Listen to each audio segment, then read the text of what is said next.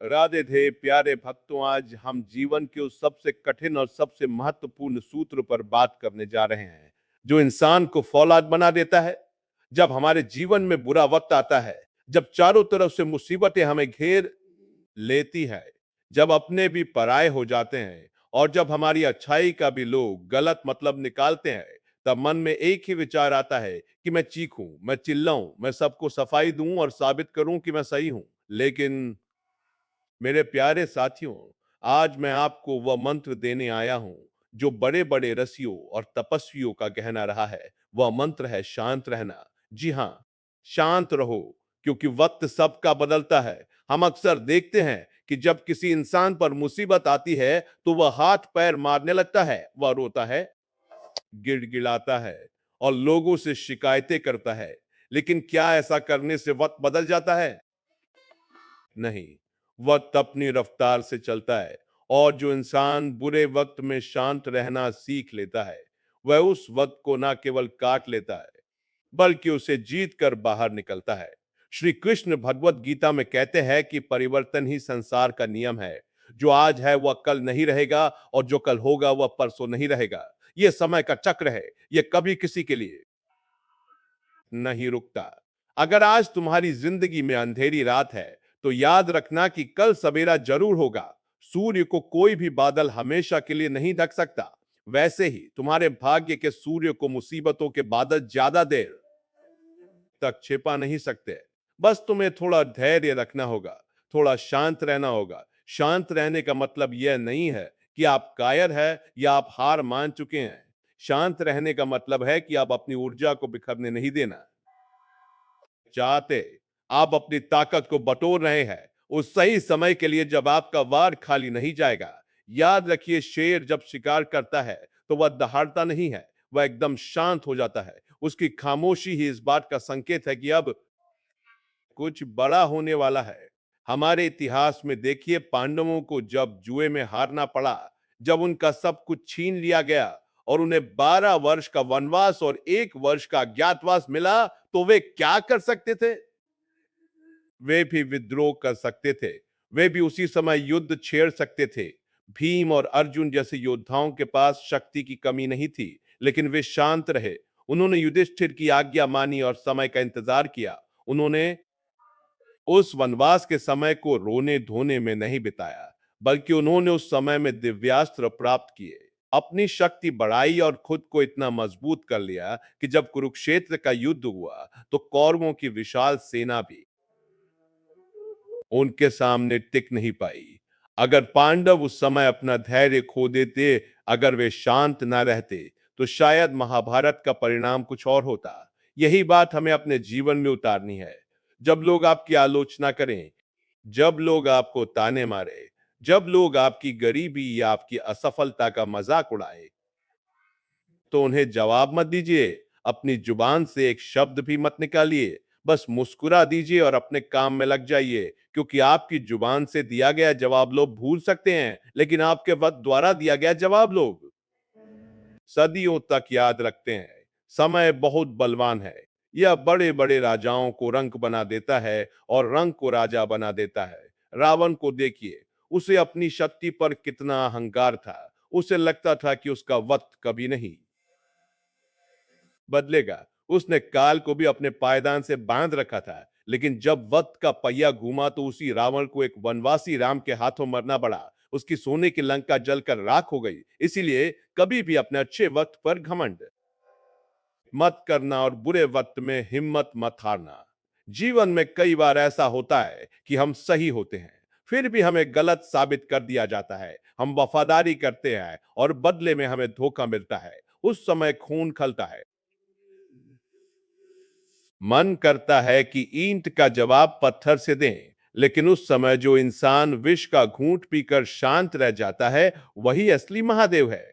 भगवान शिव ने विष पिया था और उसे गले में रोक लिया था, इसलिए वे नीलकंठ कहलाए। आपको भी समाज के दानों का, अपमान का और धोखे का विष पीना होगा। उसे अपने अंदर उतारना नहीं है, बस उसे अपनी प्रेरणा बनाना है। एक पुरानी कहावत है कि जब तालाब में पानी भरा होता है तो मछलियां चींटियों को खाती है, लेकिन जब तालाब का पानी सूख जाता है तो वही चींटियां मछलियों को खाती है।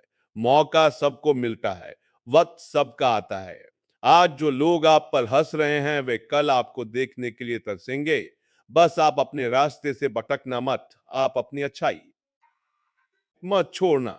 अक्सर लोग पूछते हैं कि बाबा हम शांत तो रह ले, लेकिन यह मन नहीं मानता। मन बहुत बेचैन रहता है। हमें डर लगता है कि कहीं हम पीछे न रह जाए। तो मेरे प्यारे भक्त, तो याद रखना कि तीर को जितना पीछे खींचा जाता है वह उतना ही आगे जाता है। अगर आज वक्त आपको पीछे खींच रहा है, अगर आज परिस्थितियां आपको नीचे दबा रही है, तो समझ लीजिए कि ईश्वर आपको एक लंबी छलांग लगाने के लिए तैयार कर रहा है। प्रकृति को देखिए, जब पतझड़ आता है तो पेड़ों के सारे पत्ते झड़ जाते हैं। पेड़ बिल्कुल ठूंठ हो जाता है। लोग उसे सूखा हुआ समझ लेते हैं, लेकिन पेड़ रोता नहीं है। वो शांत खड़ा रहता है। वो जानता है कि यह पतझड़ अस्थायी नहीं है। वह अपनी जड़ों को मजबूत करता रहता है। और फिर जब बसंत आता है तो उसी पेड़ पर नई कोपलें फूटती हैं, नए फूल खिलते हैं और वह फिर से हरा भरा हो जाता है। आपका जीवन भी उस पेड़ की तरह है। अभी पतझड़ चल रहा है तो क्या हुआ, वह एक गई बारी कमानी, आज भी दिया समय ही है। बसंत का आना तो निश्चित है। शांत रहना एक तपस्या है। आज पर हाथ रखना आसान है, लेकिन गुस्से पर काबू पाकर शांत रहना बहुत मुश्किल है। और जो इस मुश्किल काम को कर लेता है, ईश्वर उसी के साथ होते हैं। गीता में लिखा है कि जो सुख और दुख में, मान और अपमान में, मित्र और शत्रु में समान रहता है, वही मेरा प्रिय भक्त है। जब आप शांत रहते हैं तो आप ईश्वर को काम करने का मौका देते हैं। जब आप शोर मचाते हैं, जब आप खुद ही लड़ने लगते हैं, तो ईश्वर कहते हैं कि ठीक है तू ही लड़ ले। लेकिन जब आप सब कुछ उस पर छोड़कर शांत बैठ जाते हैं, तो ईश्वर कहते हैं कि अब इसकी लड़ाई मुझे लड़नी पड़ेगी। द्रौपदी जब तक अपनी रक्षा खुद करने की कोशिश करती रही, तब तक कृष्ण नहीं आए। लेकिन जब उसने दोनों हाथ छोड़ दिए और शांत होकर पुकारा, तब प्रभु आए। अपने आप को समय दीजिए। कोई भी घाव एक दिन में नहीं बढ़ता। कोई भी बीज एक दिन में पेड़ नहीं बनता। माली चाहे 100 घड़े पानी डाले, फल तो मौसम आने पर ही लगेंगे। अगर आप आज बीज बोकर कल ही फल मांगेंगे, तो आपको निराशा ही हाथ लगेगी। धैर्य रखिए, जो आपका है वो आपको मिलकर रहेगा। उसे दुनिया की कोई ताकत आपसे छीन नहीं सकती। और जो आपका नहीं है, वो आप कितना भी शोर मचा ले, आपके पास नहीं टिकेगा। दुनिया में दो तरह के लोग होते हैं। एक वे जो शोर मचाकर अपनी उपस्थिति दर्ज कराते हैं, और दूसरे वे जो शांत रहकर अपना काम करते हैं और उनकी सफलता शोर मचाती है। आपको दूसरी तरह का इंसान बनना है। समंदर को देखिए, वो कितना गहरा और शांत होता है, लेकिन उसकी लहरों में कितनी ताकत होती है। नदी शोर मचाती है, लेकिन समंदर शांत रहता है। इसलिए नदियां अंत में समंदर में ही जाकर मिलती है। अगर आप समंदर की तरह गंभीर और शांत बनेंगे, तो सारी सफलताएं, सारी खुशियां नदियों की तरह दौड़ती हुई आपके पास आएंगी। आजकल लोगों में सब्र खत्म हो गया है। हमें सब कुछ तुरंत चाहिए। 2 मिनट में नूडल्स बन सकते हैं, लेकिन महान जीवन 2 मिनट में नहीं बनता। उसके लिए बरसों तपस्या करनी पड़ती है, कई रातें जागनी पड़ती है, कई अपमान सहने पड़ते हैं। जब भी मन विचलित हो, तो अपने आप से कहो कि यह वक्त भी गुजर जाएगा। यह वाक्य अपने आप में एक बहुत बड़ा मंत्र है। जब आप सुख में से याद करेंगे तो आप घमंड नहीं करेंगे, और जब आप दुख में से याद करेंगे तो आप हताश नहीं होंगे। यह आपको संतुलन में रखेगा। एक बात और याद रखिए, कीचड़ में पत्थर मारने से चींटे अपने ऊपर ही आते हैं। जो लोग आपसे बहस करना चाहते हैं, जो आपको नीचा दिखाना चाहते हैं, वे उस कीचड़ की तरह है। अगर आप उनसे उलझेंगे तो आप भी गंदे होंगे। समझदारी इसी में है कि किनारे से बचकर निकल जाएगी। आपकी चुप्पी उन्हें वो चोट पहुंचाएगी जो आपके शब्द कभी नहीं पहुंचा सकते। क्योंकि जब आप किसी मूर्ख व्यक्ति से बहस नहीं करते, तो वह अपनी ही नजरों में गिर जाता है। वक्त बदलने का इंतजार मत कीजिए। वक्त बदलने के लिए कर्म कीजिए। शांत रहने का मतलब हाथ पर हाथ रखकर बैठना नहीं है। शांत रहने का मतलब है कि अपने दिमाग को ठंडा रखकर और अपने हाथों को काम में लगाकर निरंतर प्रयास करते रहना। जब आपका दिमाग शांत होता है, तभी आप सही निर्णय ले पाते हैं। क्रोध और जल्दबाजी में लिए गए फैसले हमेशा गलत होते हैं। मैं आपको एक उदाहरण देता हूं। कोयला खानों में पड़ा रहता है, काला और बदसूरत, लेकिन वह सालों साल धरती के दबाव और गर्मी को शांत होकर सहता है। वह शिकायत नहीं करता। और वही कोयला एक दिन हीरा बनकर निकलता है, जिसकी कीमत करोड़ों में होती है। आज आप जिस दबाव को महसूस कर रहे हैं, जिस संघर्ष की गर्मी में आप जल रहे हैं, वह आपको हीरा बनाने की प्रक्रिया है। अगर आप टूट जाएंगे या बिखर जाएंगे, तो आप कोयला ही रह जाएंगे। लेकिन अगर आप शांत रहकर सह लेंगे, तो आप हीरा बनकर चमकेंगे। ईश्वर की चक्की धीरे चलती है, लेकिन पीसती बहुत बारीक है। उसके न्याय में देर हो सकती है, अंधेर नहीं। जिन्होंने आपके साथ गलत किया है, उन्हें उनका दंड समय अपने आप देगा। आपको अपना खून जलाने की जरूरत नहीं। कर्म का सिद्धांत बहुत पक्का है। जैसा बोया है, वैसा ही काटना पड़ेगा। आप बस अपने कर्म अच्छे रखिए, शांत रहो और देखो कि कुदरत कैसे अपना खेल खेलती है।